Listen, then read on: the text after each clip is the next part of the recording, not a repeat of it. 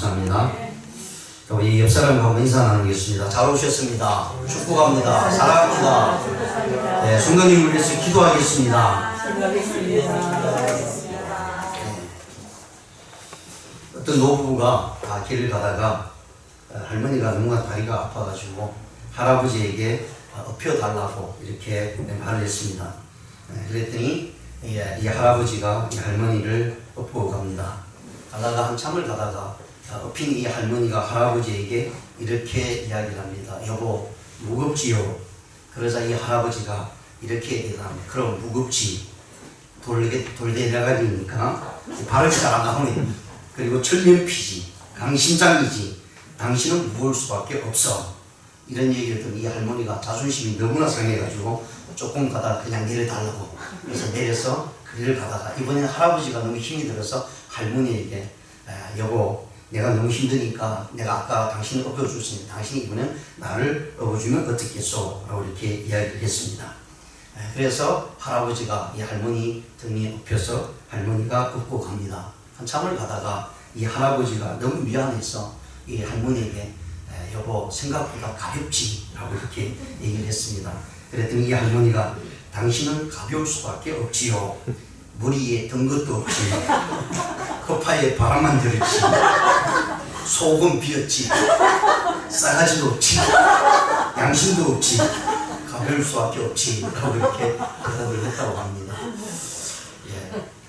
대로 줬다가 말로 하는 그런 모습을 보면서 우리의 신앙도 마찬가지인 것입니다.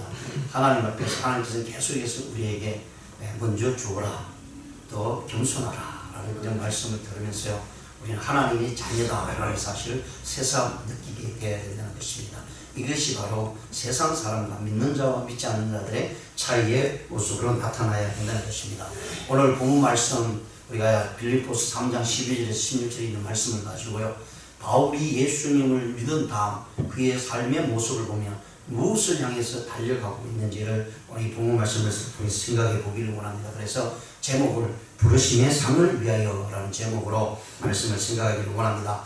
곤충학자 중에 유명한 분, 여러분도 아실 겁니다. 파브르라고 하는 분이 있었습니다. 이분은 곤충을 연구하는 분인데, 한 번은 날벌레에 대해서 생태에 대해서 깊이 관찰하면서 연구를 하는 중에 아주 중요한 사실을 하나 발견하게 됩니다. 그것은 날벌레들은요, 아무런 목적도 없이 무턱대고 앞에서 날고 있는 그 눈만 바라보면서 날아가고 또 따라간다고 합니다. 그러면 앞에 있는 날벌레가 그것을 계속 빙빙 돌면 뒤따라오는 날벌레도 아무 생각 없이 앞에서 하는 행동을 그대로 따라가면서 계속해서 돈다고 합니다. 그러면서 이 도는 과정 속에서 이 파브르가 이 연구를 하면서, 그러면 이 날벌레들이 계속 도는데 도대체 먹을 걸 주면 어떻게 행동할까 하고 밑에다가 먹이를 주었다고 합니다. 그런데 이 날벌레는 위에 먹을 것이 수없이 있음에도 불구하고요, 밑에 있는 먹을 것을 보지도 못하고 찾지도 않고 계속해서 돌다가 한 7일 정도 돌다가 거기에서 굶어 죽는다고 합니다.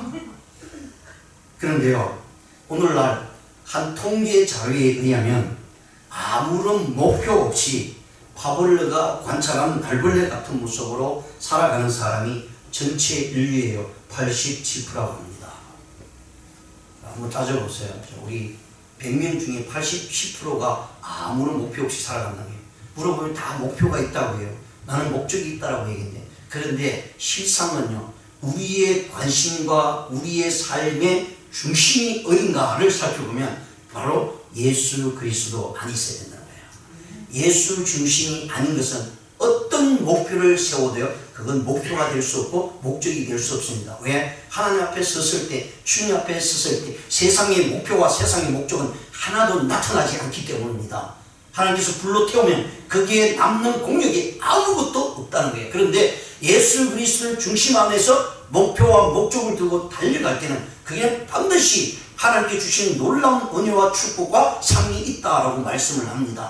그렇기 때문에요, 예수 그리스도 잊지 아니하면 우리의 목표는, 우리의 목적은 소용이 없다는 거예요. 그래서 우리가 정신을 차려야 될 것은 예수 그리스도를 믿는 하나님의 백성은 언제나 주님 중심으로 나갈 때에 그것이 참된 목표가 되고 참된 목적이 된다는 사실을 말씀을 해주고 있습니다. 많은 사람들은 이 목표를 갖고 있지만 또 목적이 없는 사람도 있습니다. 목표는요, 방향을 제시합니다. 목적은 의미를 나타냅니다. 왜 사는가? 라고 질문했을 때 그 질문의 대답은 목적을 이야기합니다. 당신이 사는 목적이 무엇입니까? 라는 것을 이야기하고요. 당신이 지금 어디로 가는가? 라고 할 때 목표를 이야기합니다. 그래서 이 목표와 목적이 뚜렷이 나타날 때 우리의 거기에 아름다운 상을 받을 수 있는 모습이 된다는 사실을 말씀합니다. 그래서 사도 바울은 이 두 부분을 정확하게 이야기를 해주고 있습니다. 자기의 삶의 목표가 무엇인가? 이것을 이야기를 해주고 있습니다. 그리고 목적이 무엇인가를 이야기합니다. 목적이 뚜렷하기 때문에 그의 목표는요, 바른 길로 갈 수밖에 없다는 사실입니다. 이것은 우리 모든 그리스도인들이 사도 바울이 가졌던 그런 목표와 목적이 동일하다는 사실을 오늘 본 말씀을 통해서 분명히 이야기해 주고 있습니다. 오늘 본 말씀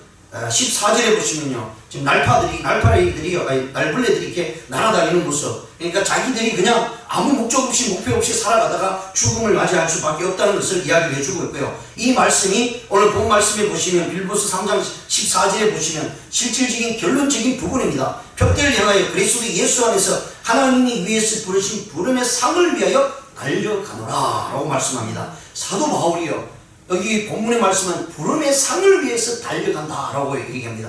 부름의 상을 위해서 달려간다 라고 했을 때 이 목표 지점을 분명히 뒀습니다. 그러면서 그의 목적은요, 이 상을 얻기 위해서 그의 목적은 무엇을 위해서 살아가야 되냐? 예수 그리스도에게 잡힌 바 된 그것을 위해서 살아간다는 거예요. 예수 그리스도에서 잡힌 바 된 그것이 무엇이겠어요? 예수님께서 왜 사도 바울을 불렀을까요? 우리는 너무 잘 알고 있습니다. 그러면 저와 여러분이 주님께서 우리를 불러주신 목적도 동일하다는 얘기죠. 왜 우리를 불렀습니까? 왜 사도 바울을 불렀습니까? 그것은 하나님의 나라의 영광을 위해서 불러주시고요, 그것을 위해서 달려갈 때 바로 세상의 구원을 위해서 우리를 불러주셨다는 사실을 분명히 말씀을 해주고 있습니다.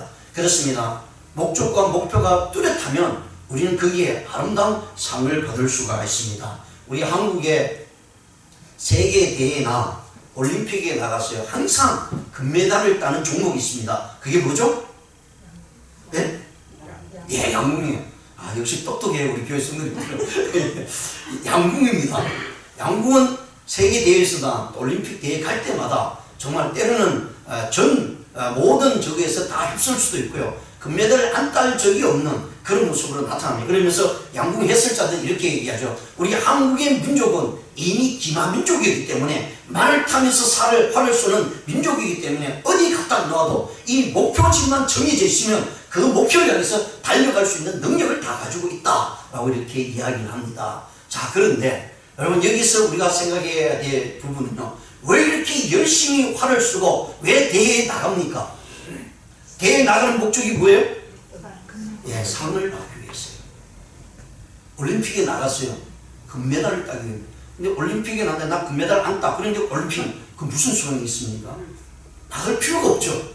왜 올림픽 대회에 나가고 세계 대회에 나갔냐면 거기에 상급이 있기 때문입니다. 금메달을 따기 위해서입니다. 그 금메달을 하나 따기 위해서요. 그 오랜 기간 동안 어릴 때부터요, 그 경기 하나하나를 위해서요, 목숨을 걸면서 연습을 합니다. 피땀을 흘리면서 연습을 합니다. 오로지 그 상을 향해서 달려가기 위해서, 그 상을 얻기 위해서요. 사도 바울이 오늘 이 말씀을 하고 있는 거예요. 자기가 예수 그리스도 안에서 붙들린 바 되어서 살아가는 이유는 하나님께 영광을 돌리는 것이 분명히 있다. 그러면서 그 영광을 위해서 달려가는데 그 끝에 하나님께서 나를 기다리고 있는, 그 주님이 나를 기다리고 있는 때 나를 위해서 무엇을 준비하고 있는가? 상을 위해서 준비하고 있다라고 이렇게 말씀을 해주고 있습니다.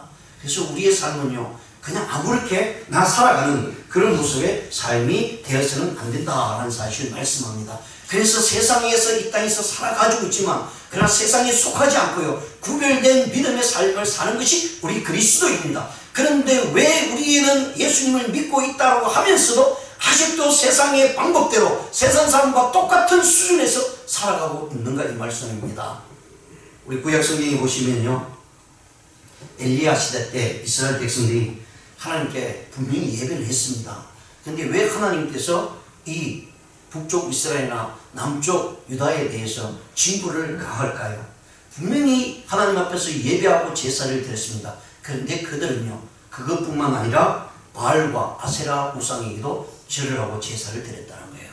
하나님 보실 때 이건 가장 악한 모습이었습니다. 그래서 하나님은 엘리야를 통해서요, 일이 얼마나 악한가를 분명히 나타내주고 있다는 거예요. 우리 일제시대도 마찬가지입니다. 우리 한국의 교회가 하나님 앞에 엄청난 범죄를 저질렀는데요, 일제시대 때 그들이 하나님을 안 믿는 건 아니었습니다. 목회자들이, 성도들이 하나님을 안 믿는 건 아니에요. 예배를 똑같이 드렸습니다. 그런데 신사참배를 한 거예요. 그것이 하나님 보시기에 악한 모습이었다라는 사실을 분명히 말씀을 합니다. 그런데 사도 바울은요, 예수 그리스도 안에서 붙들린 바 되었어요. 나가는 길은 오직 주님의 뜻을 이루기 위함이다라고 분명히 말씀을 해주고 있습니다. 그래서 성경 열왕기상 18장 21절에 보시면요, 엘리야가 모든 백성에게 가까이 나가 이르되 너희가 어느 때까지 둘 사이에 머뭇하려느냐. 여호와가 만일 하나님이면 그를 따르고 바알이 만일 하나님이면 그를 따를지니 백성이 말 한마디도 대답하지 아니하였다라고 얘기합니다. 왜냐하면 자기 잘못을 알거든. 지금 두 양다리를 거치고 다 하고 있거든요. 이게 무섭습니다. 우리 일상생활에도 마찬가지예요. 이런 말을 글쎄요, 설교 시간에 양다리 걸친다는 게 이게 얼마나 나쁜 짓인지를 우리가 알잖아요. 하나님이 가장 싫어하는 것이 이게 양다리 걸치는 거예요. 그러니까 저와 여러분은요, 이제 주님으로 말미암아 구원을 받았잖아요.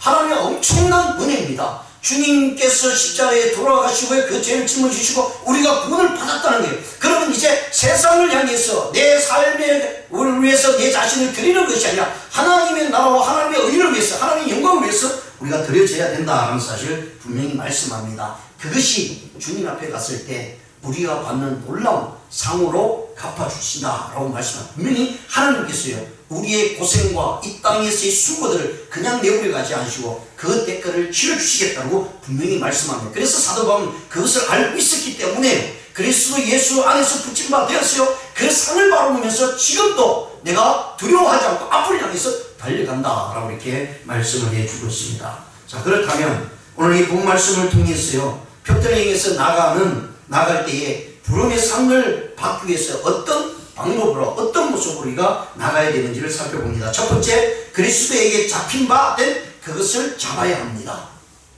상을 얻는데 내용이 있어야 되지 않습니까? 열심을 다해서 헌신하고 열심을 다해서 충성을 하고 연습하고 훈련해 나가야 됩니다. 오늘 사도 바울이 분명히 말씀하시는 그리스도 안에서 잡힌 바 된 그것을 향해서 달려간다라고 얘기합니다. 그 예수님께서 자기를 붙들고 자기를 변화시키고요, 회심을 시켜서 하나님의 자녀로, 예수님의 사도로 세우신 목적이 분명히 있습니다. 그래서 그 목적을 잊어버리지 않고 그것을 잡기 위해서 나간다는 거예요. 그런데 그 잡기 위해서 나갈 때 사도 바울의 삶의 모습을 보십시오. 그는 정말 대단한 모습으로 하나님 앞에 충성을 다했습니다. 그리고 그가 한 모든 부분에 보면 어느 정도에 가서는 이 정도만 했어도 충분히 된다고 할 그 시점에 있음에도 불구하고요, 그는 끝까지 하나님 앞에 주신 그 은혜를, 주신 달란트를, 주신 목적을 향해서 달려가게 됩니다. 어느 때까지요? 죽을 때까지 갔다는 얘기입니다. 여기에서 우리의 믿음의 신앙의 모습이 그대로 나타나죠. 때로는 우리가 열심을 다해서 뭔가 이뤄보려고 신앙으로 기도할 때 안 될 때 포기할 때가 있습니다. 그런데 포기하면 이루어지지 않습니다. 하나님께서 우리에게 요구하신 것은요, 주님께서 우리를 불러주시고 그 붙들려 주신 그것을 얻기 위해서는요, 주님 오시는 그날까지, 주님 앞에 서는 그날까지 우리가 그 일들을 위해서 달려가야 된다라고 이렇게 분명히 말씀을 해주고 있습니다.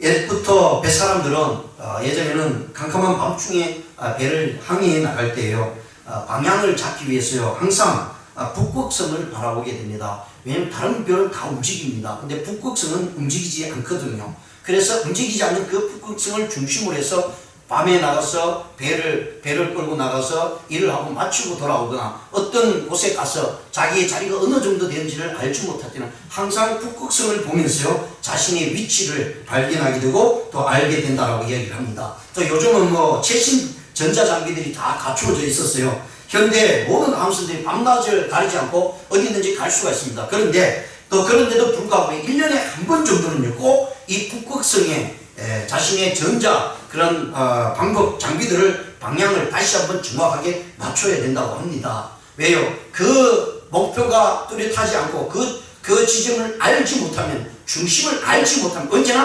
흐트러질 수밖에 없고요, 자기의 가야 될 길을 잃어버리기 때문이다 라고 이렇게 이야기를 해주고 있습니다. 그런데 사도 바울은 그 목표와 목적을 어디에 두었냐면 예수 그리스도에 붙들림 받은 그것에 두었다라고 얘기합니다. 세상의 물질에 두지 않고요, 환경에 두지 않고, 부모에게 자식에게 두지 않고 예수 그리스도에 붙들림 받은 그것에 중심을 두었다라고 이렇게 이야기를 해주고 있습니다. 그리고 그의 생애는 오직 예수님만을 나타내는 것입니다. 오직 예수님만을 드러내는 것입니다. 그래서 매를 맞아도요, 죽음의 고비가 수없이 닥쳐와도 그의 중심은 흔들리지 않았습니다. 왜? 주님이 나의 길이요 진리라는 사실을 분명히 알고 있었고, 그것만이 자기의 생애를 하나님 앞에 드리는 것이라는 사실을 나타내주고 있기 때문입니다. 여러분, 어릴 때 이 공기놀이를 하고 또는 이렇게 땅을 그어서 선을 그어서 여기서 게임 놀이를 많이 합니다. 그리고 이쪽 끝에서 저쪽 끝에서 선을 이렇게 긋고 선을 만들어 나갈 때에 이런 잡고 있는 작대기, 막대기 끝만 보고 선을 그으면 제대로 그어지지 않고요, 이게 삐뚤삐뚤합니다. 왜 그런지 땅만 보니까, 그 끝만 보니까. 그런데 앞에 목표 지점을 두고요, 그 목표를 보고 선을 잡고 쫙 나가면 이게 대충 똑바른 선이 그려지게 된다는 거예요.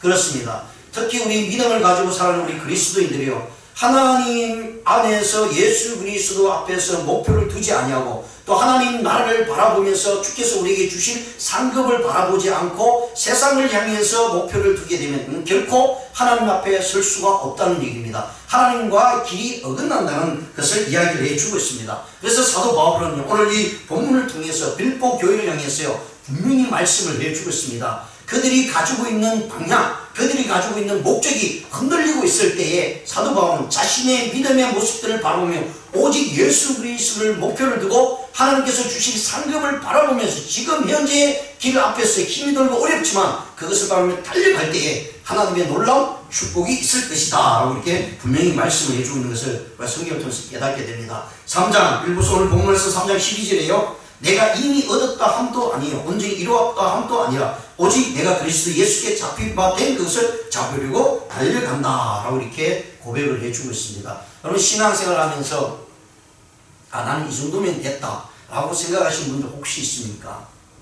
우리가 하나님 앞에서요, 이만하면 됐다, 이 정도면 됐다 라고 하는 그런 모습으로 우리 자신들을 내어놓는다면 하나님께서 우리를 보실 때 얼마나 안타깝겠습니까? 아직 갈 길이 수없이 있습니다. 언제 우리가 하나님 앞에 설지 모르지만 그것은 그날까지 우리는 다 이루었다, 다 행동을 했다 라고 그런 모습으로 우리는 스탑하고 서 있으면 안 된다는 사실을 말씀을 해주고 있습니다. 그래서 사도 바울은요, 여기서 내가 이미 얻었다 함도 아니다, 이 성경을 쓸 때는요, 사도 바울이 빌보 교회 자기의 죽음을 앞에 두고요, 이 성경을 썼습니다. 그러면 지금 이미 얻었다 함도 아니라는 것은 지금 그 시점에서는 이 사도 바울은요, 엄청난 일을 행했습니다. 한 60세 정도 된 시기에 이 성경을 썼다는 얘기입니다. 그러면 그 정도 되었다 그러면 이 사도 바울이 지금 걷고 왔던 수많은 길에서는 엄청난 일들을 하고 사역들을 감당했을 겁니다. 누가 봐도 야, 저분은 정말 대단하다, 이제 저 정도를 하고 그만둬도 쉬어도 은퇴해도 전혀 문제가 없다 라고 할 정도의 그의 삶의 모습이었습니다. 그런데요, 이미 얻었다 함도 아니요 온전히 이뤘다 함도 아니다 라고 얘기합니다.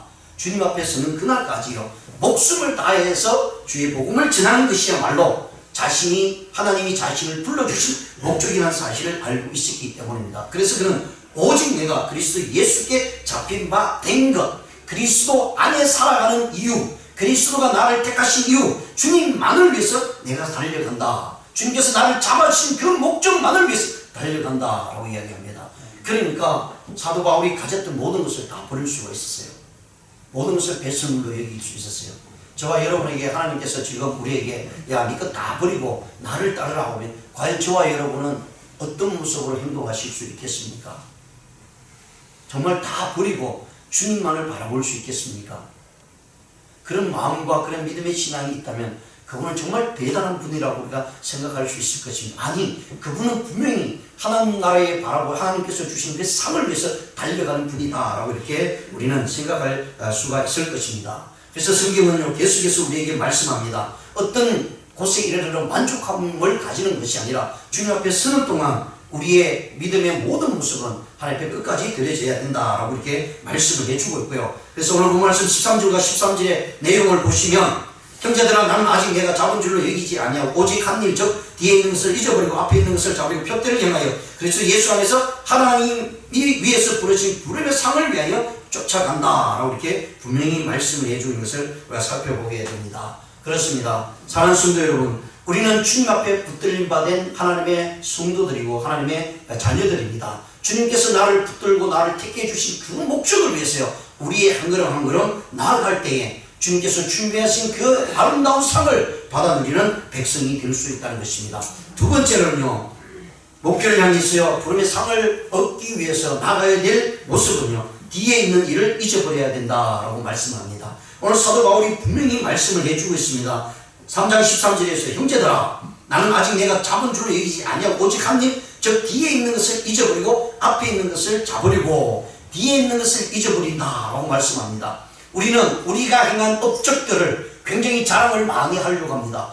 저 역시 마찬가지고요. 우리 목회자들이 모였을 때마다 우리의 자랑들을 내어놓을 수도 있는 부분이 너무나 많이 있어요. 그럼에도 불구하고 하나님께서는 우리에게 뒤에 것을 행한 것에 대해서 너무 집착을 두지 말라는 거예요. 뒤에 잘못된 것도 마찬가지고요. 잘한 것도 마찬가지입니다. 잘못된 것에 대해서 거기에 집착하다 보면 앞으로 나가야 될 우리의 길을 가지 못하고 방해의 길이 된다는 얘기예요. 또 우리의 잘한 모습도 마찬가지입니다. 내가 잘한 것, 내가 하나님께 영광을 위해서 헌신하고 이루어놨던 그 모든 일들을 바라보면서 허무해하고 만족해하고 그게 있다면 역시 마찬가지로 앞을 향해서 달려가지 못한다고 얘기합니다. 근데 사도 바울은요, 뭐라고 말씀하냐면 뒤에 있는 것을 잊어버리고 간다라고 말씀합니다. 뒤에 있는 것을 잊어버리고 나갈 때에 그는요, 앞에 주어지는 상을 받아 누릴 수 있는 그런 모습이 있다는 사실 우리에게 말씀을 해주고 있습니다. 제가 우리 고향에 있으면서 이렇게 농사를 짓잖아요. 나중에는 경운기들이 다 트랙터가 있고 경운기가 있어서 이렇게 밭을 갈고 논을 갑니다. 그런데 제가 어린 시절에 중학교 때까지, 초등학교 중학교 때까지는 이런 산비탈에 있는 밭 같은 경우는 결국은 소를 이용했어요. 쟁기를 사용해서 밭을 가게 됩니다. 저도 어린 나이에 이런 일들 많이 해봤거든요. 경운기도 잘 몰고요. 정말 지금도 전혀 문제가 없습니다. 그냥 어릴 때 했던 것이 이게 오래 가더라고요. 이게 저희 아버님이 이제 옆에서 일하고 저보고 한번 이렇게 쟁기를 잡고 한번 이게 고랑을 내보라 그러더라고요. 그래서 제가 하니까 이 어린 아이가 힘이 들죠. 이게 힘이 좀처럼 이게 많이 들어갑니다. 그냥 잡고만 있으면 저절로 이게 고랑이 파지는 거예요. 힘 조절이 굉장히 중요하고요. 그리고 앞으로 진행할 때 이 똑바로 가는 것이 굉장히 중요하거든요. 그래서 손을 어떻게 이용하는가에 따라서 달라지고요. 그리고 앞으로 나갈 때 그냥 자기가 잡고 있던 이 쟁기 이것만 잡고 땅만 보면 나중에 보면 뒤에 딱 뒤돌아보면 그 고랑이 삐뚤삐뚤하고 굉장히 엉망입니다. 그래서 나는 왜 이렇게 엉망입니까? 라고 이렇게 아버님에게 말씀을 드렸더니 아버님이 야, 거기 땅만 보고 네가 잡고 있는 이것만 쳐다보지 말고 앞을 보라 하는 거예요.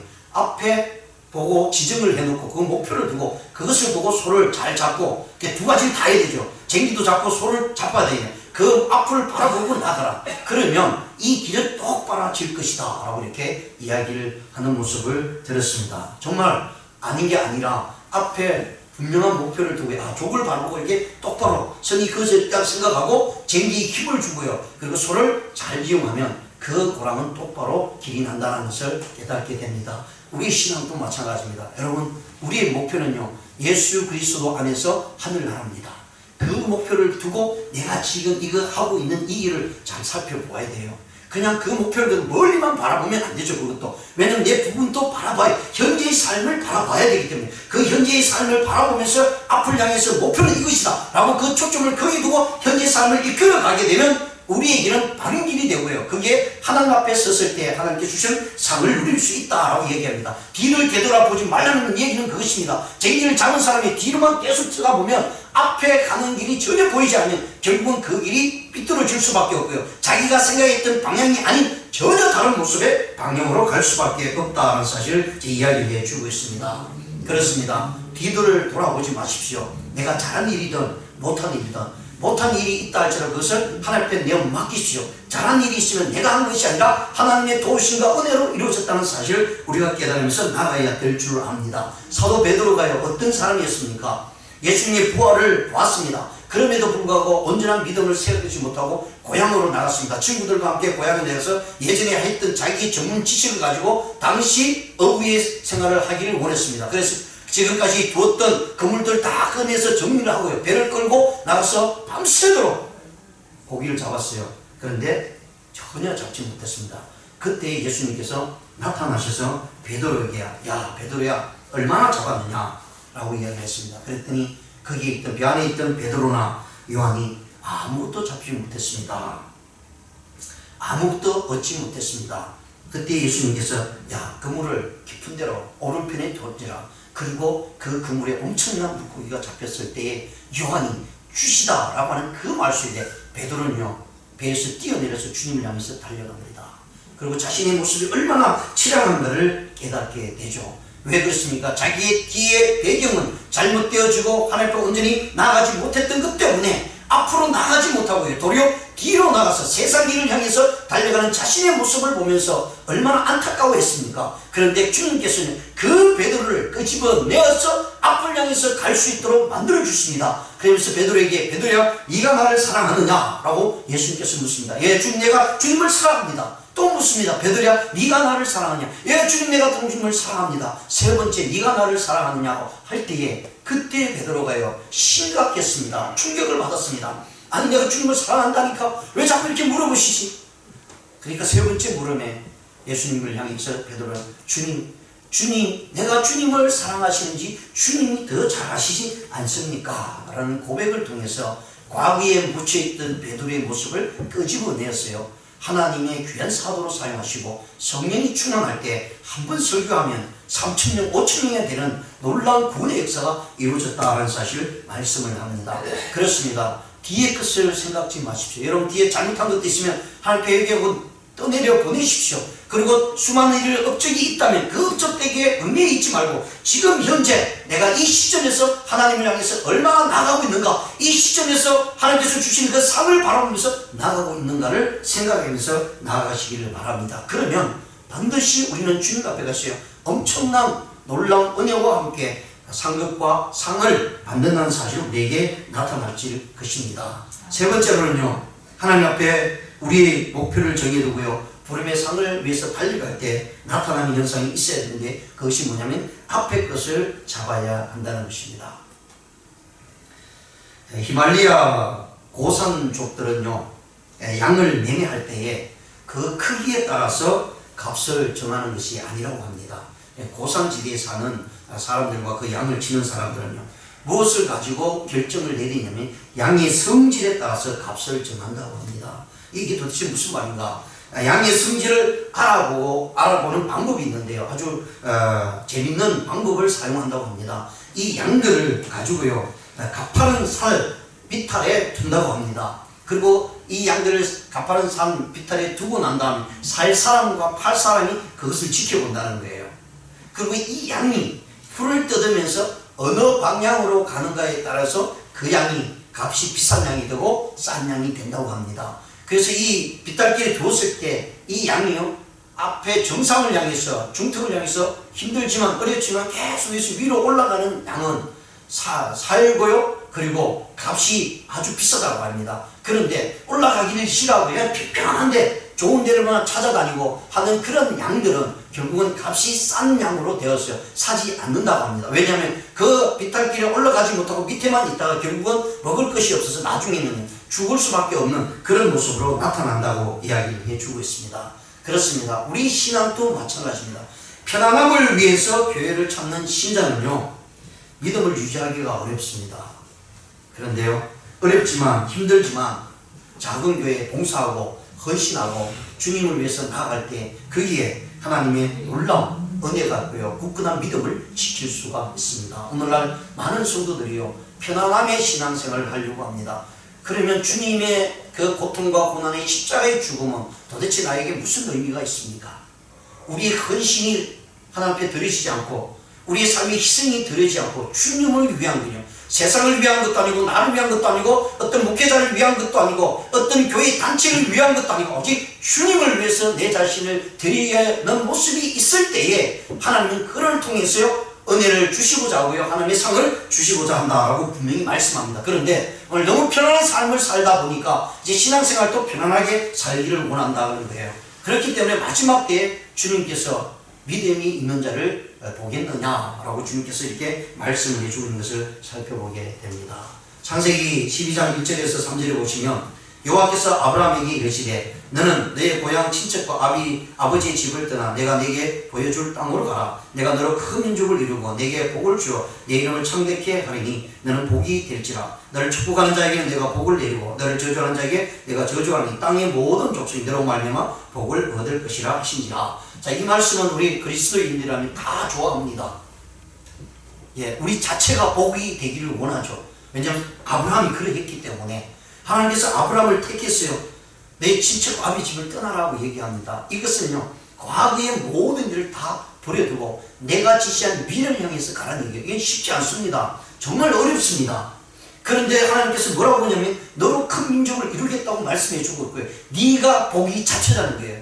얼마나 큰 은혜입니까? 그래서 이 아브라함은요, 하나님께서 지시한 곳을 향해서 떠나게 되면 지금까지 기반이 잡혀있던 고향 땅, 자기가 갖고 있던 재산, 가지고 있던 모든 것, 밑바닥에 깔려있던 모든 그곳에서요, 모든 것을 다 내버려두고 아버지 집과 친척 집을 떠났어요. 홀로 나갑니다. 계책을 하고 있다는 거예요. 이 계책은 하나님께서 지시한 곳을 향해서 달려가고 있다는 거예요. 미래를 향해서 가고 있다는 거예요. 과거의 현재의 모습을 뒤로 내버려두고요, 오직 하나님께서 지시한 미래를 향해서 달려가는 것입니다. 그 미래에는 하나님의 약속이 있었고요, 하나님이 이루고자 하는 구원의 놀라운 일들이 있었기 때문에 이 아브라함은요, 하나님의 말씀을 따라서 행동하게 되었던 것을 우리가 살펴보게 됩니다. 어떻습니까? 이 아브라함은 결코 안주하지 않았습니다.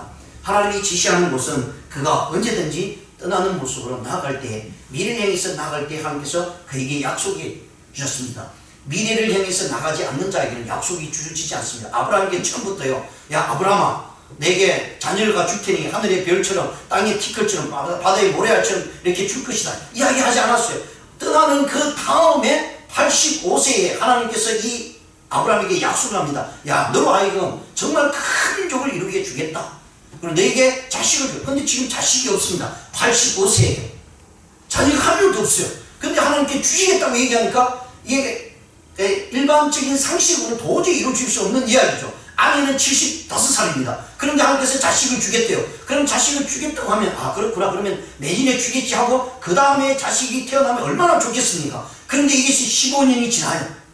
15년이 지난 동안 자식이 없는 거예요. 그 중간에 안 주시니까 이 아브라함이 인간적인 방법을 가지고 자녀를 얻게 된 자녀가 누구냐면 이스마엘입니다.